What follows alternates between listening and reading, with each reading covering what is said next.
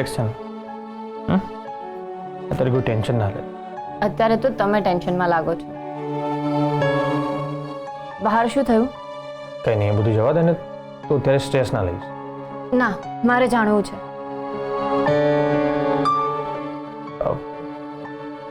ઘરમાં બધાને એવું લાગે છે કે તને ભ્રમ થાય છે. બધાને એટલે કોને? બધાને. બા, મોટા ભાઈ, વેદિકા ભાભી અને યસ, તારા ડેડીને પણ. તમે મને બહાર આવવાની કેમ ના પાડી? કારણ કે તારા મગજ પર ખોટો ભાર ના પડે એટલે. મને છેક અહીંયા સુધી અવાજ આવતો હતો. મોટા ભાઈ બહુ ગુસ્સે થયા છે ને? સર, તું જે કહી રહી છે ને એની કોઈ સાબિતી નથી મારી પાસે કે હું એના આધાર પર લડી શકું. પણ મને તારી પર પૂરેપૂરો વિશ્વાસ. સોરી. તું સોરી કેમ કહે છે? મને કંઈ યાદ નથી આવતું એટલે. સર, તારે સોરી કહેવાની જરૂર નથી. આ તો મને તારી ચિંતા થાય છે ને એટલે પૂછ. એનીવેઝ, ત્યારે આ બધું જવા દે, બહુ વિચાર ના કર. એક કામ કર, સરસ સોંગ સાંભળ, થોડું મગજ ડાયવર્ટ થશે. ઓકે, હું ફ્રેશ થઈને આવું.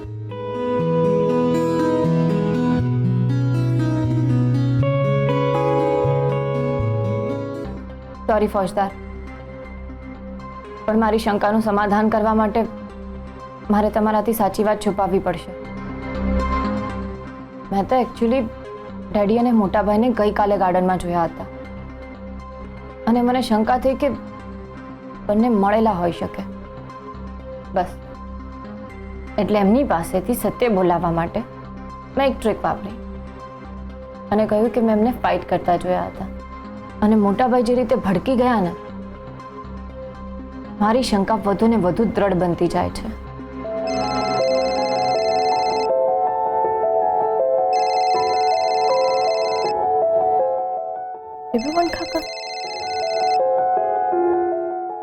બેટા હર્ષ, મારે તને એક અગત્યની વાત કરવી છે. વાત એમ છે કે મારે તો તને લોન આપવી જ હતી, પણ મારી પર તને લોન ન આપવાનું દિગ્વિજયસિંહનું દબાણ હતું. મને સખત ગિલ્ટ ફીલ થતું હતું એટલે તને આ વાત કરવા ફોન કર્યો. પણ તું કહેતો નહીં કે મેં તને હકીકત કહી દીધી છે. મેં મારા દીકરાથી છુપાવીને તને ફોન કર્યો છે અને હું ટ્રાય કરું છું કે તને બીજેથી લોન મળી જાય. મોટા ભાઈ આવું કેવી રીતે કરી શકે? એ પણ પોતાના જ સગા ભાઈ સાથે. મારા બિચારા ફોજદાર કેટલા હતાશ થઈ ગયા હતા એમને લોન ના મળી તો. એમને ખબર પડશે તો ઘરમાં તોફાન આવી જશે. ના, હમણાં એમનાથી આ વાત મારે છુપાવવી જ પડશે. હું શ્યોર થતી જાઉં છું કે મારા અપહરણમાં મોટા ભાઈનો હાથ છે. વેદિકા ભાભીને આ વિશે ખબર હશે. મારી ટ્રીક મારે વેદિકા ભાભી પર અજમાવીને ચેક કરવું પડશે કે કેવું રિએક્ટ કરે છે.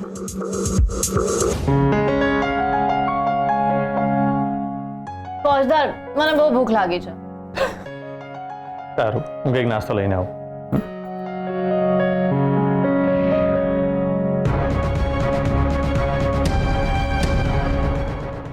દેરાણીએ રાતે સૂપ પીધો જ નથી લાગતો, એટલે જ ઊંઘની ગોળીની અસર નથી થઈ. ખૂબ પ્લાન બગાડી નાખ્યો અને ઉપરથી આમનું નામ લીધું એ વધારામાં.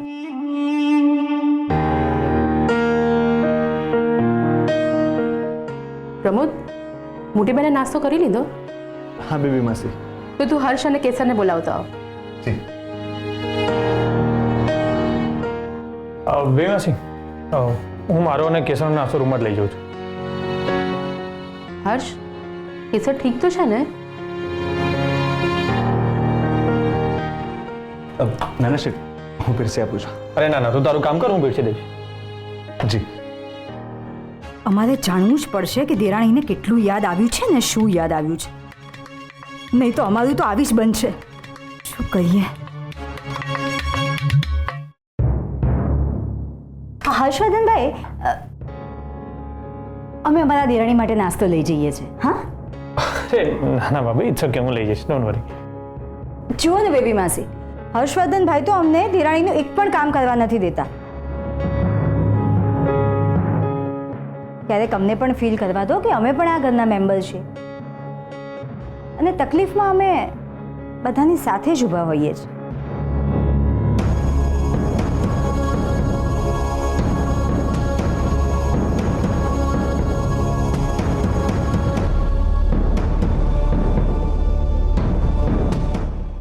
ગોપી, વેદિકા બહુ જઈ રહ્યા છે ને કેસરને નાસ્તો આપવા, તો તારે શું અહીંયા બેસી જ રહેવાનું છે?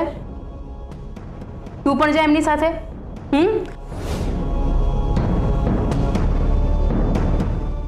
નહીંતર તારી જ બેનપણી તારી જ કમ્પ્લેન કરશે.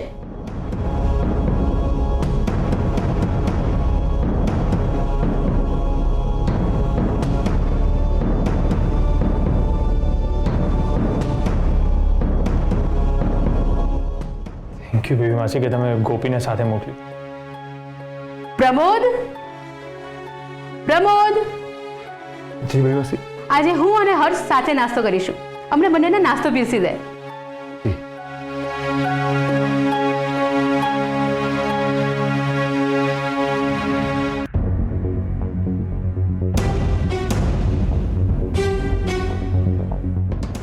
ડિયર દેરાણી, આમ શું જુઓ છો? અમને પણ તમારી સેવાનો મોકો મળવો જોઈએ ને. લો, નાસ્તો કરી લો. પણ ભાભી, તમે શું કામ તકલીફ લીધી? ના એટલે તમને કામ કરવાની આદત નથી ને એટલે. ઘરમાં કોઈને તકલીફ હોય તો અમારે કામ તો કરવું જ પડે ને. તમે નાસ્તો કરો. ડિયર દેરાણી, તમારો ચહેરો તો સાવ ફિક્કો પડી ગયો છે. અમારે તમારું ખાસ ધ્યાન રાખવું પડશે. ભાભી, મારા ફોજદાર મારું બહુ જ ધ્યાન રાખે છે. હા હા, ખબર છે. ફોજદાર તમારું બહુ જ ધ્યાન રાખે છે. પણ આફ્ટર ઓલ એ પણ માણસ છે ને, એ પણ થાકે ખરા ને. તમે બધું ભૂલી ગયા છો એ જાણીને અમને તો બહુ જ ટેન્શન થાય છે. અરે હા, ડિયર દેરાણી, તમારા ડેડી સાથે વાત થઈ પછી કંઈ યાદ આવ્યું તમને? અમને તો ડર છે કે તમને ક્યારેય કંઈ યાદ નહીં આવે તો.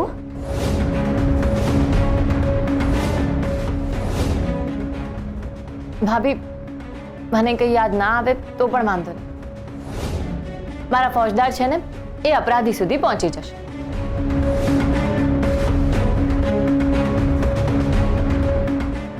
દેરાણી ભૂલવાનું નાટક કરે છે કે સાચે જ એમને કંઈ યાદ નથી? દેરાણી, તમારી તબિયત તો સારી છે ને? ના એટલે અમને એવું જાણવા મળ્યું છે કે તમને ભ્રમ થાય છે. ના, મને કોઈ જ ભ્રમ નથી થતા. અચ્છા, તો પછી વિક્રમસિંહ અને તમારા જેઠને તમે ક્યાં લડતા જોયા હતા એ કહેશો? વેદિકા ભાભી, કેસરને આ બધી વાતોથી જ સ્ટ્રેસ આવે છે અને ડૉક્ટરે એને સ્ટ્રેસ લેવાની ના પાડી છે. અરે પણ દેરાણીના મગજમાં શું તકલીફ છે એ તો જાણવું પડે ને. વેદિકા બહુ,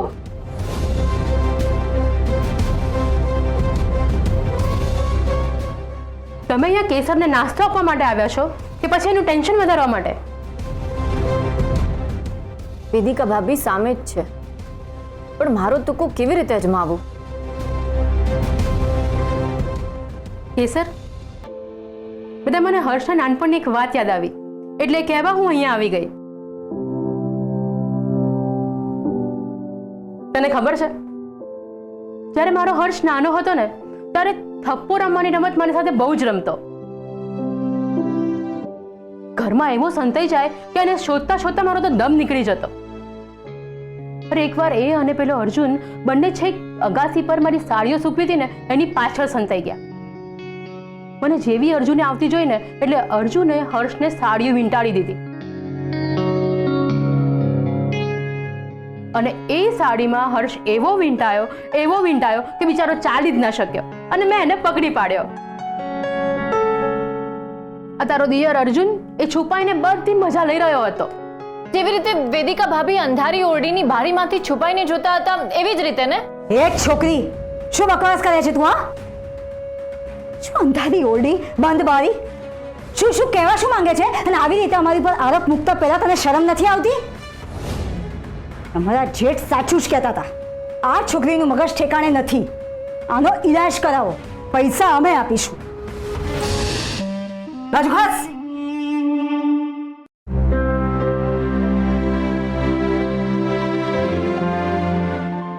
કેસર, બધા કંઈ યાદ આવી રહ્યું છે તને? શું થાય છે? હા, ડૉક્ટરને બોલાવું? ના બેબી માસી, હું એકદમ ઠીક છું. હે સોમનાથ દાદા, કેસરને શું થાય છે? કંઈક યાદ આવે છે ને તરત ભૂલી જાય છે.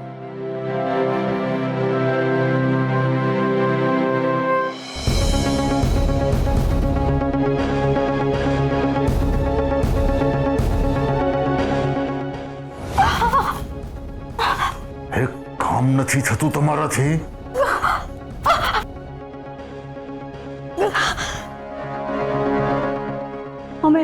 અમે દેરાણીના સૂપમાં ઊંઘની ગોળી નાખી હતી, પણ એમણે સૂપ પીધો જ નહીં.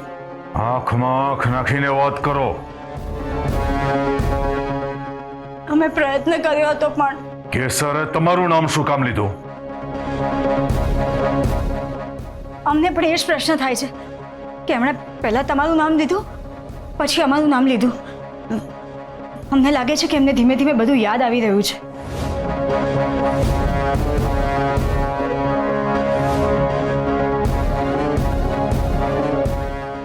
આવતીકાલે કોઈ પણ સંજોગોમાં તમારે કેસરને ઇન્જેક્શન આપી દેવાનું છે. આ કામ અમારાથી નહીં થાય.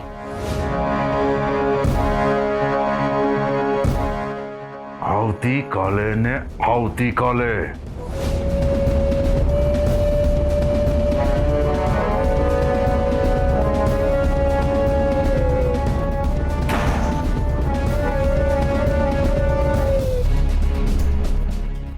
જ્યારે હોય ત્યારે અમારી ઉપર રોફ જમાવે છે, જાણે અમે એમના પત્નીની નોકર હોય.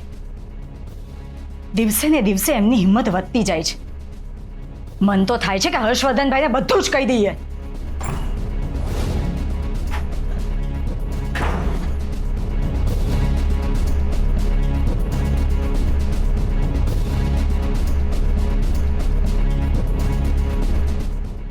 કાલે કામ થઈ જશે.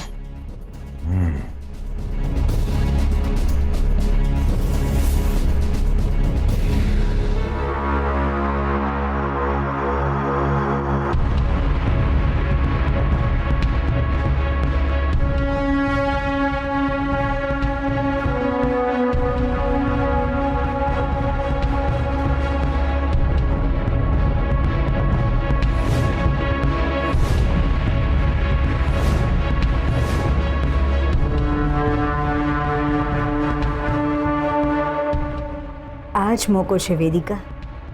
પિયર દેરાણીની ચામાં તમે ઊંઘની ગોળી તો નાખી જ દીધી છે. એ ચા પીશે પછી સૂઈ જ જશે. ત્યારે અમે એને ઇન્જેક્શન આપી દઈશું, જેનાથી દેરાણી ઘેનમાં જતા રહેશે.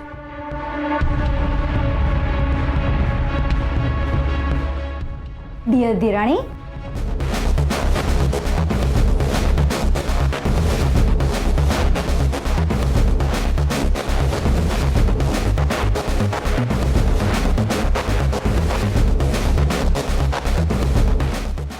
વેદિકા ભાભી, તમે? એ છોકરી અહીંયા શું કરે છે? અને મારા ડિયર દેરાણી ક્યાં છે? એમાં એવું થયું ને કે સવારે હું કેસર માટે ચા નાસ્તો લઈને આવી, તો કેસરે નાસ્તો કરી લીધા પછી જીદ કરી કે મને બહાર ફરવા લઈ જાઓ.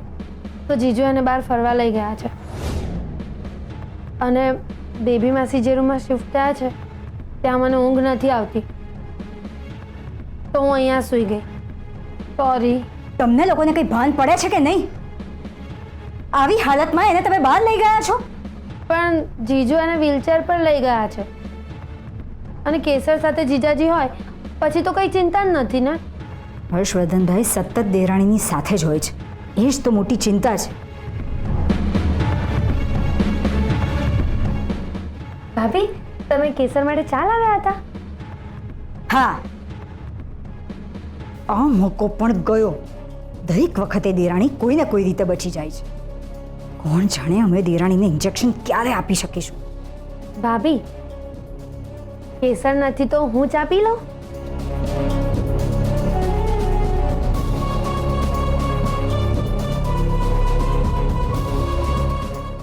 અમારી ચાને તું લાયક જ નથી, સમજી?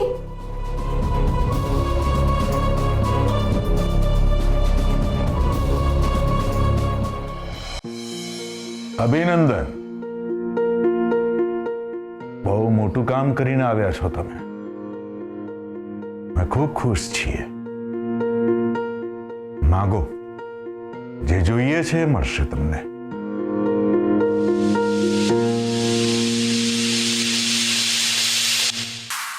કામ થઈ ગયું છે ને?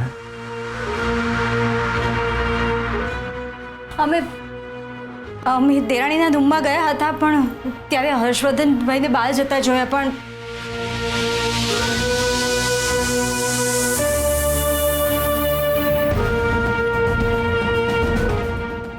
જ્યાં સુધી હર્ષવર્ધનભાઈ આ ઘરમાં છે ત્યાં સુધી આ કામ અશક્ય છે. તમે હર્ષવર્ધનભાઈને ગમે તે રીતે બહાર મોકલો, જેથી કરીને અમારી દેરાણીનું ધ્યાન રાખવાના બહાને આજે રાત્રે એમને ઇન્જેક્શન આપી દઈશું.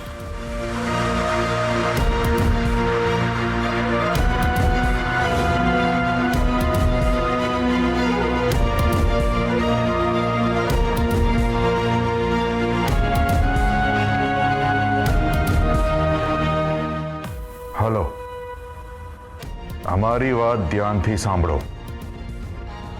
આજે તમારે અમારા ભાઈ હર્ષવર્ધનને સામેથી ફોન કરવાનો છે, અને તમે સામેથી લોન આપવા માટે તૈયાર છો એમ કહી એમને અમદાવાદ બોલાવવાના છે, અને એમને આખી રાત અમદાવાદ રોકી રાખવાના છે.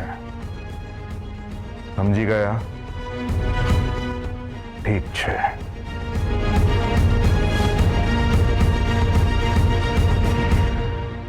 ધમા, બેબી ક્યાં છે?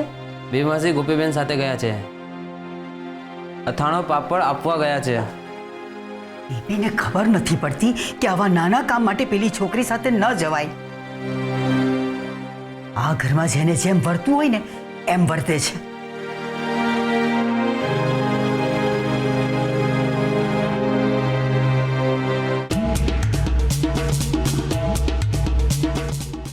દમા, ગોપી અને અથાણાનો થેલો લઈ ગઈ કે નહીં?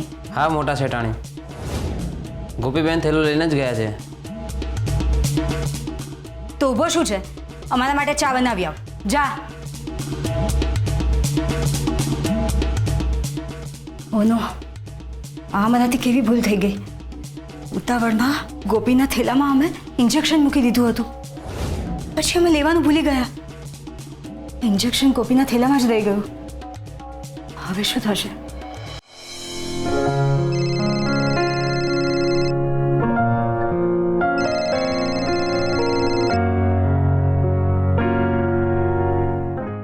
બોલો હર્ષવર્ધન, અમારું શું કામ પડ્યું તમને? બાત તમને કેવી રીતે ખબર કે મારે કંઈક કામ છે? તમે અત્યારે ઘરમાં નથી અને બહારથી અમને ફોન કરો છો, એનો અર્થ એ થયો કે તમને અમારું કામ પડ્યું છે. હા, તમે કમાલ છો. મારા કહેતા પહેલા જ બધી વાત સમજી જાઓ છો. બીજી આડી અવળી વાત કર્યા વગર મૂળ વાત કરો. અમારી પાસે સમય નથી.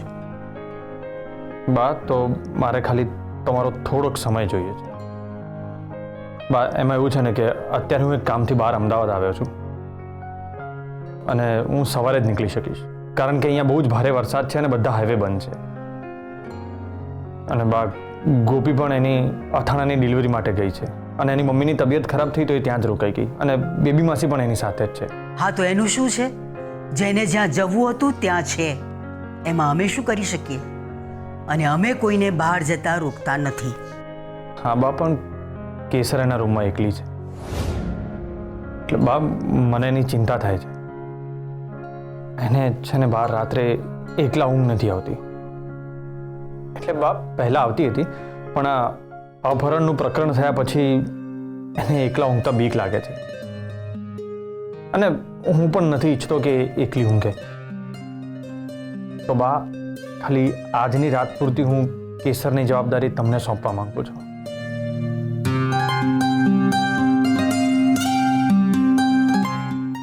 બા તમે ખાલી આજની રાત કેસર પાસે રહી શકો છો પ્લીઝ. હલો બા, તમે સાંભળ્યું ને? હા તો તમે જશો કેસરનું ધ્યાન રાખો. બા ખાલી આજની રાતનો જ સવાલ. અને બા હું તમારા સિવાય આ ઘરમાં બીજા કોઈની ઉપર વિશ્વાસ મૂકી શકો એમ નથી. જો તમે હા પાડશો ને તો હું એકદમ નિશ્ચિંત થઈ જઈશ. બાકી મારે ગમે તેમ કરીને ઘરે પહોંચવું પડશે.